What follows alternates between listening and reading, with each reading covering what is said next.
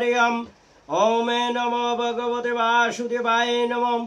ओम नमो नारायण नमो गोविंदाय नमो मधुसूदने नमो गिरिधर गोपीनाथे नमः। ओम नमो भगवते लुग्नाथाय नमः। बृहत गरुड़ पुराण सच्चरित्र की जय। उत्तरखंडे गद्यांश व्याधिर निदान। प्रथमे ज्वरेर रोगेर निदानेर कथा बली। कपे जात ज्वरे काशे बमने स्तब्धता अंगे पीड़ा व्रेता हिक्का चर्मादिर शीतलता एगुली क्रमे क्रमे वृद्धि पेये अंतिमे विनाशे अरुचि अपरिपाके तंद्रा अलसता क्षुधा नाशे देहेरे उष्णता गुरुता हिक्का मुखेरे सरस्वता बहुमूत्रता एगुली आम ज्वरेर लक्षण। गात्रेर लघुता ज्वरेर मृदुता निरामे ज्वरेर एसबे लक्षण। शिरोपीड़ा मूर्छा बमी दाह निद्रा नाश कंठ मुखेर सुषम रूम हर्ष त्रास सन्धिस्थाने बेदना प्रलापे एसब पैतृकेर ज्वरेर लक्षण। এইভাবে বাতে ক্লেশমা জ্বরে পিত্ত শ্লেমা জ্বরে সান্নিপাতিক জ্বরে আরো কত রকমের জ্বরে আছে। বায়ু পিত্ত কফ এই তিন দোষের বৃদ্ধি হয়ে উদারিকে অগ্নি নষ্ট করে তা অসাধ্য রূপে জানবে। অতি উষ্ণ কটু অলম তিক্তাদি লবণে গুরু পাকে দ্রব্য বেশি বক্ষণ করিলে সেসব পিত্তের সঙ্গে মিশে কুপিত হয়ে রক্তকে দূষিত করে সেই রক্ত সর্বদেহে প্রবাহিত হয়ে পিত্ত ই রক্ত রূপে অভিহিত হয়। সেই পিত্ত প্লীহায় ও যকৃতে অবস্থান করে মুখে অম্ল রসাস্বাদে বমন প্রবৃত্তি মুখে মাছের গন্ধম শ্বাস কাশ নেত্রাদিতে রক্ত কিংবা হরিত বর্ণ নানা বর্ণের পার্থক্য বুঝতে পারে না। উদরে প্রবল ক্ষুধা অসিরে জিহায় মাথায় বার বুধে ঠান্ডা জল খেতে চায় রক্ত পিত্তের এসব লক্ষণ। নাক কান চোখ মুখের দ্বারায় রক্তপিত্ত কুপিত হইলে চিকিৎসায় সাধ্য বিরুচনী একমাত্র ঔষধে অনুবন্ধী কপেরও শোধন করে মেট্রোজুনি গুহ রুমকূপের দ্বারায় প্রকুপিত রক্তপিত্ত ঔষধে পুরাপুরি সারে না যাইপ তাকে মাত্র রোগকে অল্পায়ু করে ও বমিহিত করে।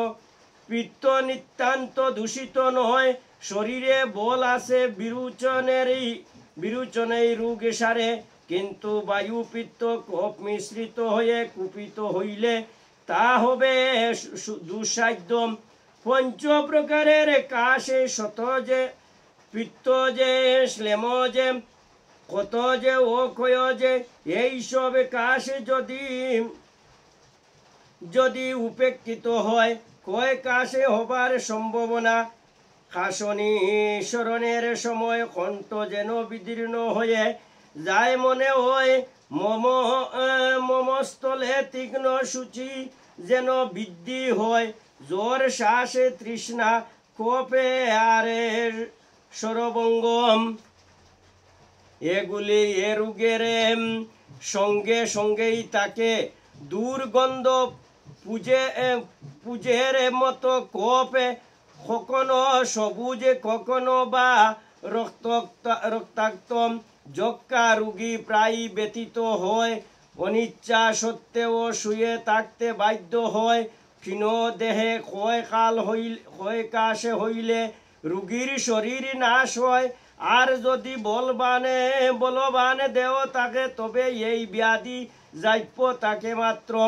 দীর্ঘদিন দেহে কাশ ব্যাধি থাকিলে শ্বাস ব্যাধির প্রকাশ পায়। আমাশয় বমি দুলি ও ধূম গ্রহণ, জ্বর, পাণ্ডু, অতি ঠান্ডা বায়ু সেবনের দ্বারা শ্বাস রোগ বৃদ্ধি পায়। অতি পরিশ্রমে, অধিক ভোজনে দোষযুক্ত কপে প্রেরিত হয়ে শিরাগামী হয়। তার ফলে ক্ষুদ্র শ্বাসের উৎপত্তি।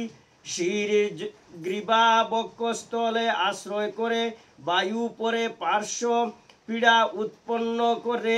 তাতে পিনসে, কাশে, মহাদি কণ্ঠ শব্দ যুগে নানা উপদ্রবের সৃষ্টি করে। শ্বাসে রোগাক্রান্ত রোগী শয়নে থাকিলে শ্বাস প্রশ্বাসের বহু কষ্ট হয়, কিন্তু বসে থাকিলে সামান্য উপশম বোধ করে। এই রোগে ঘন ঘন শ্বাস বহে, তাই রোগীর মুখ শুষ্ক হয়ে যায়। দুর্বলতার জন্য শরীর কাঁপে, উষ্ণ দ্রব্য সেবনের বাসনা জাগে। মেঘের জলে শীতে পূর্ব দিকের বাতাস আর শ্লেমা বৃদ্ধি, কারণ দ্রব্য সেবনের ফলে শ্বাস রোগে বৃদ্ধি প্রাপ্ত হয়। অন্য জামুজা, ক্ষুদ্রতা, গম্ভীরা ও মহতি, এই 5 প্রকারের হিক্কা দেখা যায়। অনিয়মে ভোজনাদি, রুক্ষ তীক্ষ্ণ খর, অন্য পানাদির দ্বারা বায়ু কুপিত হয়ে অন্নজা হিক্কার সৃষ্টি করে। এই হিক্কা অধিক শব্দ হয়। অতি পরিশ্রমে বায়ু প্রকুপিত হয়ে ক্ষুদ্রান হিক্কার সৃষ্টি। পরিশ্রমে বৃদ্ধি, ভোজনের পরে হ্রাসে বহু অন্তরে একে সঙ্গে 2 বার হিক্কা জামালা নাম ধরে। প্রথমে জাইপ্য থাকিলেও শেষে খুব বাড়ে।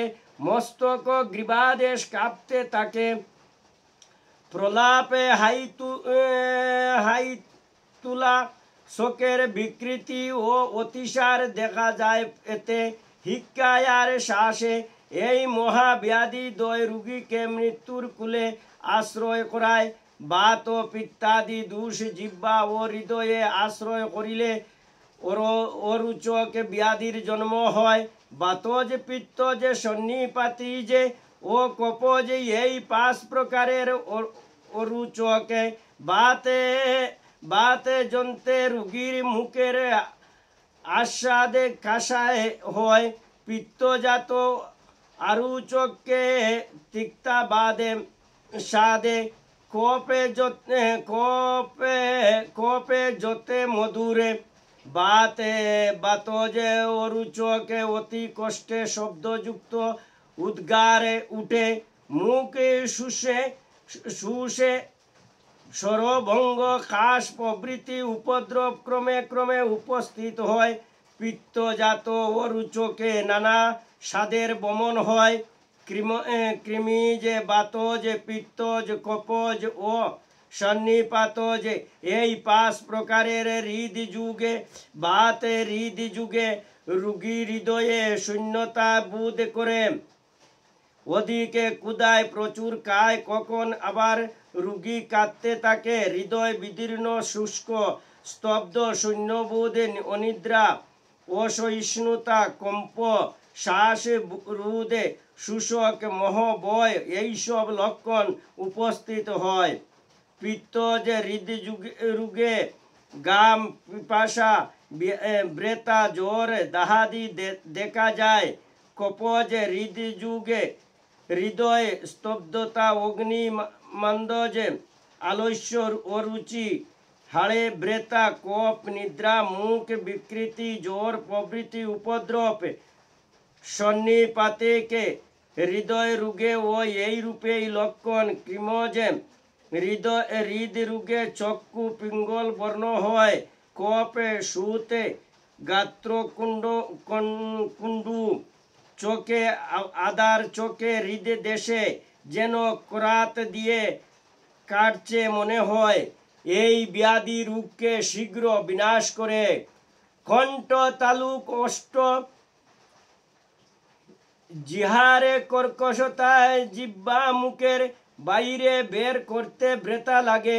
প্রলাপে উদ্গার, চিত্ত ভ্রম, বাতিক হৃদরোগের এইসব লক্ষণ। পৈতৃক হৃদরোগে রোগী বলহীন হয়, ঘ্রাণ শ্রবণ শক্তির হ্রাস হয়, মুখের বিকৃতি আর নিদ্রাহীন হয়, কপজ হৃদরোগে চক্ষু রক্তবর্ণ হয়, সর্বদাই দাহ শুষ দুয়া দেখে, মাংসে যখন খিলকে উৎপন্ন হয় তা যখন গুহদ্বারে গতিরোধ করে তাকেই অর্শ বলে।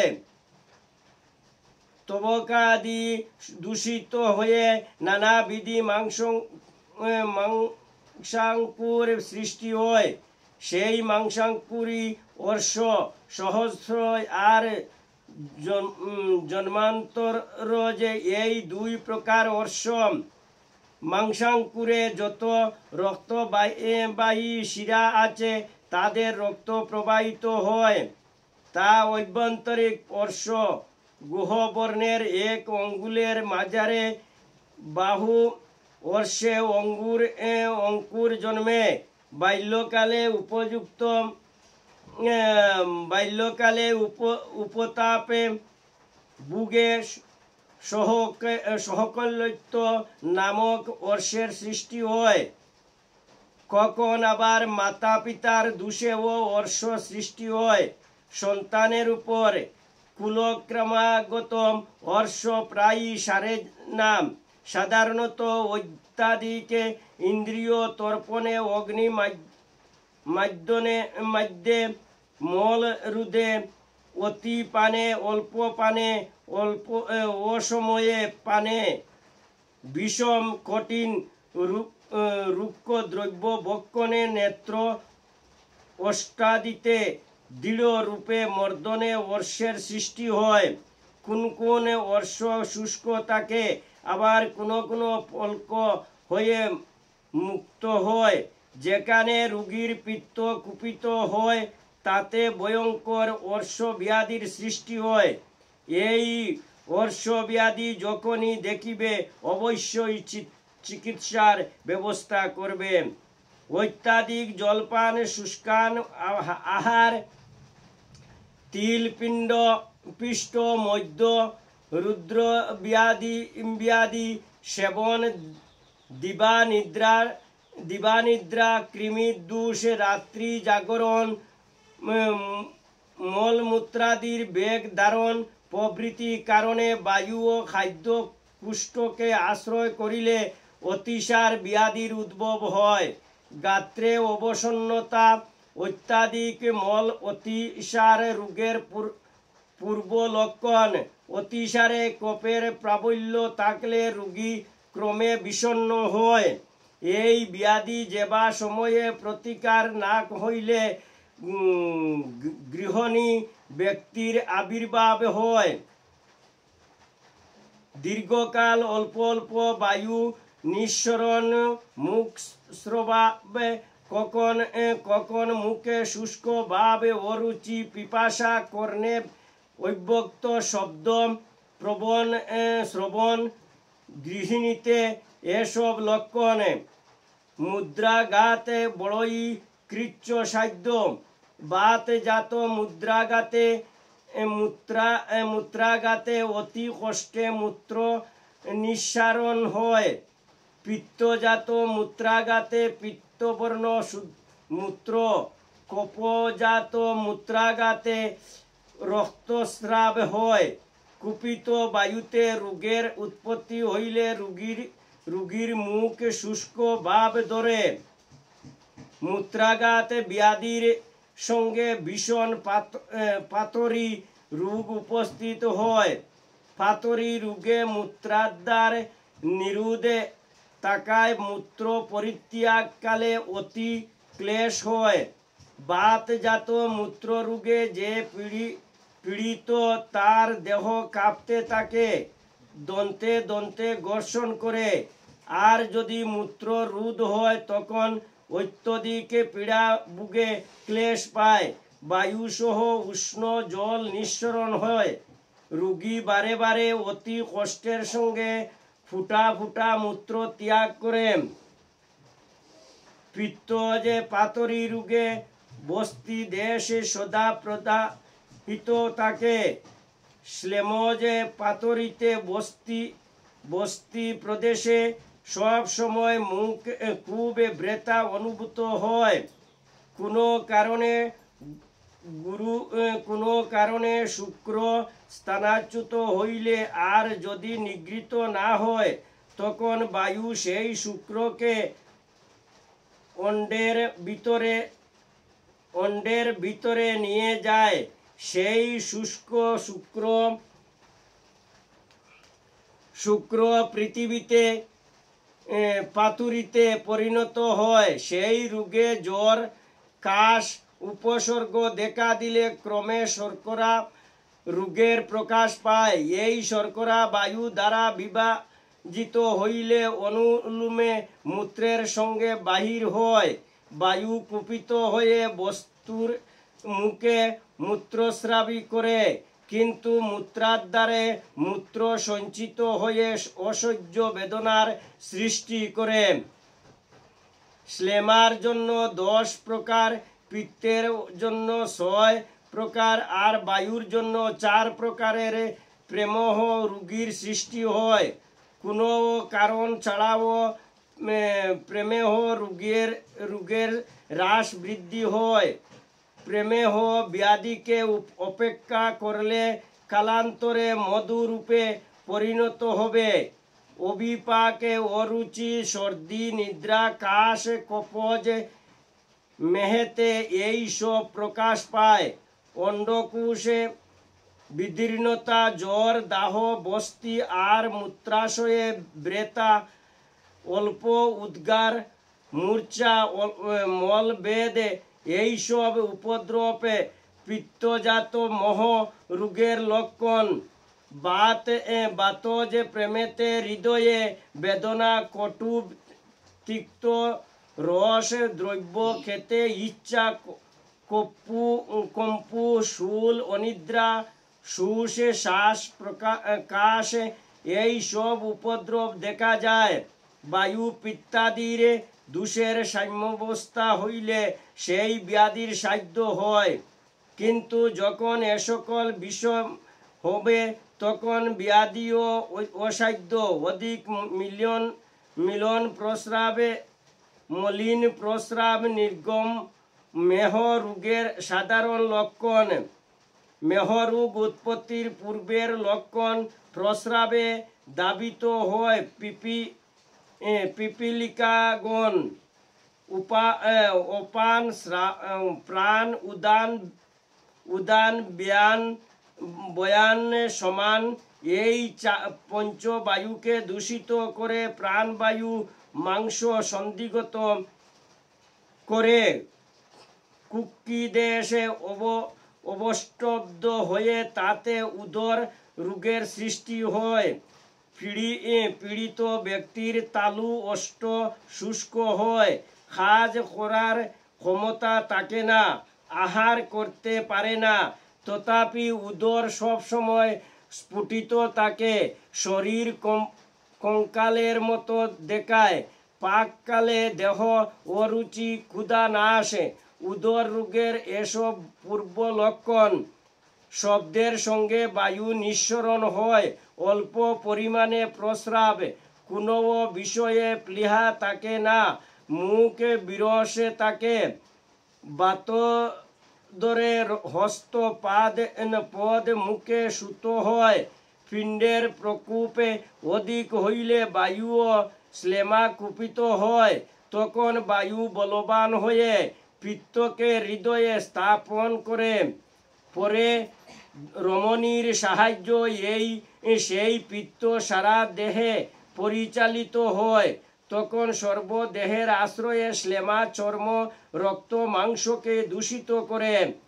তখন গায়ের চামড়া হরিদ্রাবর্ণ ধারণ করে পাণ্ডুরোগ নামে অভিহিত হয়। এই রোগে সর্বাঙ্গ ক্রমে ক্রমে শীর্ণ হয়। হৃদয়ে গর্ম, মুখে রক্তবর্ণ, তৃষ্ণাহীন, শিরপীড়া, কর্ণশূল, শ্বাস রোমাঞ্চ, মন্দাগ্নি, বমি, জ্বর এই সব লক্ষণ প্রকাশ পায়। অরুচি, পীতবর্ণের মূত্র ঘর্ষণের অভাবে, চর্মের রুক্ষতা, এইসব উপদ্রবে পাণ্ডু বা কামলা রোগের পূর্ব লক্ষণ। পিত্তজাত পাণ্ডুরোগে শিরাগুলি হরিদ্রণে কিংবা অতি পিত্তবর্ণ হয়। মুখের কটুতা, মূর্ছা, ঠান্ডা পছন্দ করে।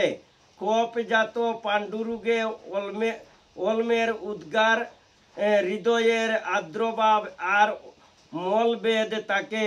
মলমূত্রাদির বেগ ধারণ বাতাদি রোগে দুষ্ট, তাতে বিসর্প রোগের উদ্ভব হয়। সুতের মতোই দেখে। এই রোগে দোষের বলাবল অনুসারে উত্তরোত্তরে দুঃসাধ্য। আহার বিহারাদি বিরুদ্ধ হইলে বাতাদি দোষ প্রকোপিত হয়। বাতিক জ্বরে যেমন উপদ্রব, বাতজে বিসর্পে তেমনি লক্ষণ। পিত্ত যে বিসর্প লোহিত বর্ণের স্থান থেকে স্থানান্তরে দূরে বেড়ায়। জ্বরে বমি, মূর্ছা, ভ্রম, অগ্নিমন্দা, সন্ধি স্থানে বেদনা, অতিসার, পিপাসা, খাদ্যে অরুচি, বাত, পিত্ত যে বিসর্পে এইসব লক্ষণ দেখা যায়। রোগী সর্বাঙ্গে জ্বালা অনুভব করে। কৃষ্ণ, নীল কিংবা লোহিত বর্ণ ব্রণযুক্ত স্থানে স্ফুটিত হয়ে মজ্জাতে প্রবেশ করে, যেখানে প্রবল বায়ু বাধা সৃষ্টি করে। রোগী তাতে মূর্ছা পর্যন্ত যায়। হিক্কা, শ্বাসে অনিদ্রার কারণে রোগী শান্তি পায় না। যন্ত্রণায় কাতর হয়। কখনো উঠে, কখনো বসে, কখনো শয়ন করে। কিছুতেই শান্তি নাই। তীব্র যন্ত্রণায় স্থির থাকতে পারে না। অসহ্য হয়ে মূর্ছা যায়। অচিরেই চিরনিদ্রায় আশ্রয় লয়। স্বাস্থ্যের বিরোধী যেসব জিনিস, সেগুলি ব্যবহার করার ফলে নানাবিধি পাপ কর্মের ফলে বায়ু পিত্তাদি কুপিত হয়ে শিরাসমূহে আশ্রয় করে। তাদের সঙ্গে মাংসাদি শোণিত শুষ্ক করে ক্রমে দূষিত হয়। তারপর মাংসের বাইরে বিচরণ করে। আর সেই অঙ্গে চর্মে বিবর্ণতা ধরে।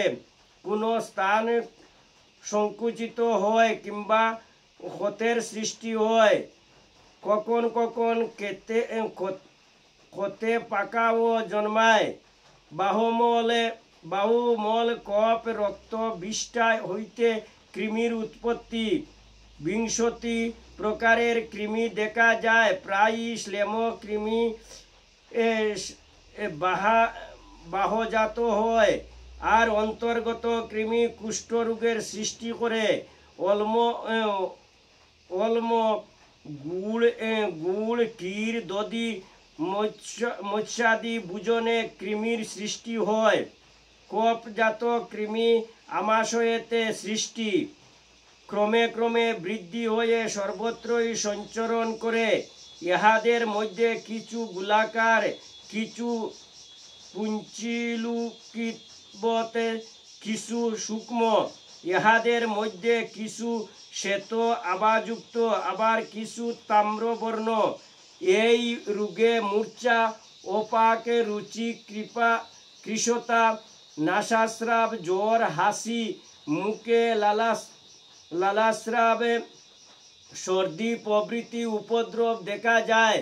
রক্তবাহী শিরার মধ্যেও কিছু কিছু সূক্ষ্ম কৃমির সৃষ্টি হয়। এই সকল কৃমি থেকে দেহ নানাবিধি রোগের সৃষ্টি হয়। বায়ুর দোষ থেকেই বাত রোগের সৃষ্টি।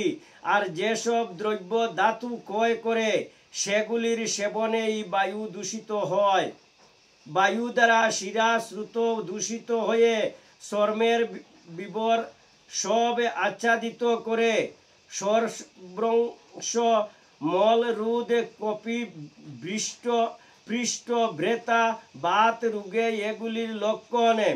শারীরিক শ্রুত রোদে চর্মে ফুটা, রুক্ষ চর্ম, গোরাময় বিরূপে বরণ, প্রবল বেদনা, ইন্দ্রিয় পীড়াসাত, এইসব বাতের লক্ষণ। অস্থি মজ্জা জানু প্রভৃতিতে তীব্র শূল ব্যথা হয়। বেদনার কষ্টে ঘুম হয় না। প্রথমত যেখানে এই রোগ আক্রমণ করে সেখানে সুতের সৃষ্টি হয়।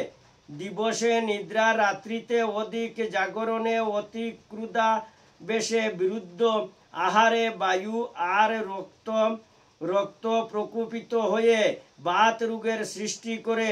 কোনো আঘাতে শরীর ব্যথিত হইলে কিংবা শরীরের রক্ত দূষিত হইলে বায়ু যাতায়াতের পথ রুদ্ধ হয়ে যায়, তখন বাত রোগের সৃষ্টি হয়।